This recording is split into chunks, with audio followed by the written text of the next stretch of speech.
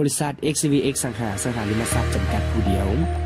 ประกาศขายดินด่วนบ้านนาไห่เมืองหาดไซฟงนครหลวงเวียงจันทน์เริ่มจากเส้นทางสี่แยกไฟแดงนาควยแล้วแล่นซื้อไปทางเส้นทางขวบมิตรภาพ1กิโลเมตร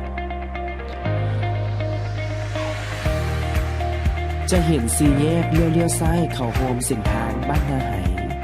แล่นซื้อเข้าทางดินแดงไปประมาณ2กิโลเมตร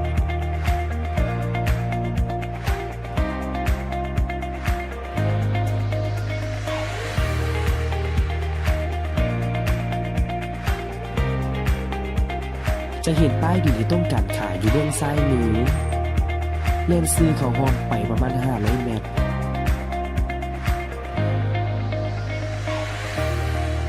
แล้วจะเห็นดินที่ต้องการขายอยู่เบื้องซ้ายมือรูปลักษณะของดินเป็นดินถมแล้ว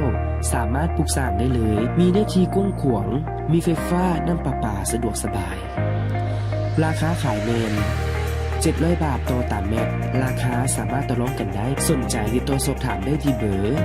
020-5537-6676 020-9811-4777 และ 020-5862-1222 สามารถติดตามพวกเราได้ที่เว็บไซต์ www.svxlaos.com